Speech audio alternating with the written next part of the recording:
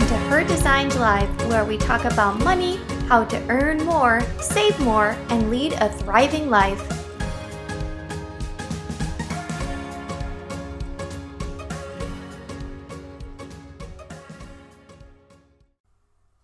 Hey everybody! Today I'm going to be talking with you about why your business needs a personal brand. So, what is a personal brand? You might be asking yourself, how do I get started with creating a personal brand? A personal brand is basically an extension of you.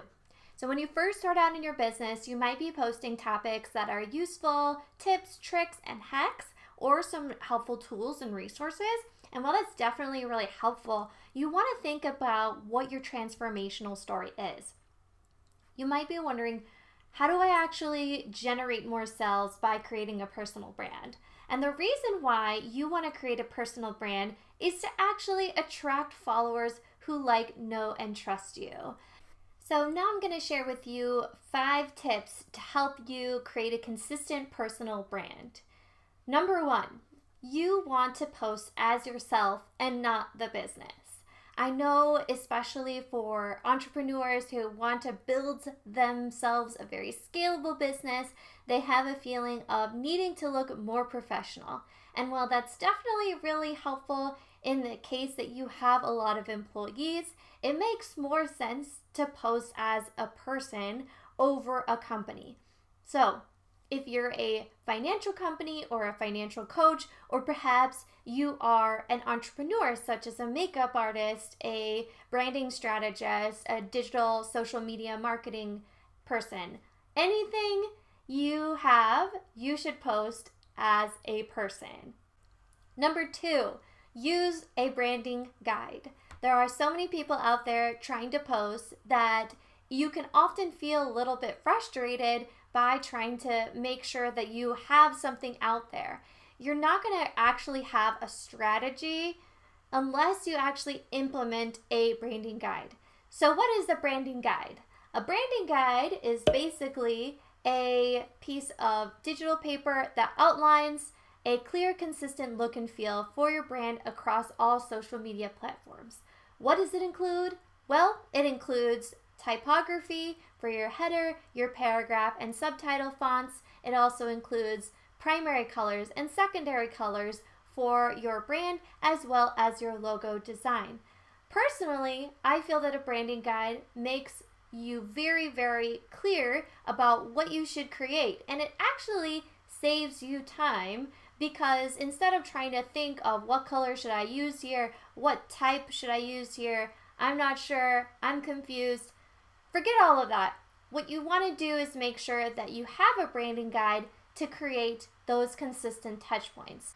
Number 3, what you want to do is start sharing content that's transformational about your story. So again, I know it's really interesting to share helpful tips, tools, and resources.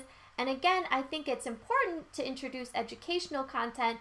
I want to know what inspires you. And I really love to watch, listen, and subscribe to things that I feel are helpful, motivating, and inspiring. So if you share something that is going to be about helpful tips, make sure that you balance it out with some more information about yourself. Number 4, I highly recommend to make all of your content visually appealing. So again, this is where your content comes into play.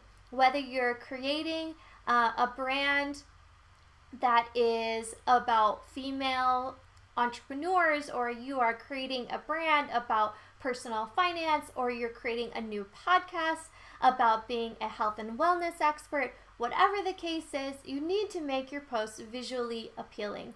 And the way you do that is considering color theory and also certain types of font pairings. So the first thing about color theory is that you want to make sure that you understand who your ideal client is. Again, what is it that you want to make your customer feel? Do you want them to feel encouraged? Do you want them to feel relaxed? Do you want them to feel motivated? Or do you want them to feel charged to action? Red generally is a very passionate color, and so if you want your clients to feel motivated or passionate about a topic or a theme. Those are great colors to incorporate. The opposite side is blue. Blue is a color that's very light, calming, and relaxed. And generally speaking, when you think of blue, you're probably going to think of the sky or the ocean, or maybe in certain instances, healthcare. So blue is a great color to use in your brand if you want people to feel relaxed and taken care of or feel well. Number five is that you want to make sure that you're pairing the right types of fonts. Sometimes fonts can be legible and sometimes they can be illegible. If you've ever been to a wedding, you may have seen some beautiful calligraphy. Calligraphy is a great way to inspire and create a beautiful aesthetic for a wonderful event. And I think that they do it really well, and if they do it really well, it turns out fabulous. But if you can't read it, it's going to make your job really, really difficult, and it's not going to be enjoyable for the person who's trying to read it.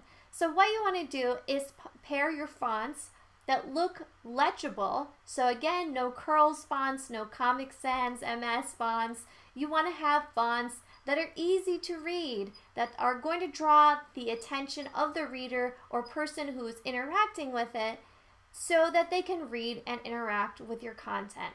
You can download my free personal branding ebook to get more information about how you can connect with your ideal client through social media. In addition, don't forget to check out my great personal branding customizable guide. This is a great personal branding guide that you can easily download through Canva, and it's only $16.99. Check out the link in the description below, and if you want to hang out for more tips, tricks, and hacks on personal branding and budgeting, head on over to listen to my podcast. I host a new podcast every single week called Earn, Save, Thrive, available on all social media platforms. I'm really excited to share with you, and I hope that this video helps.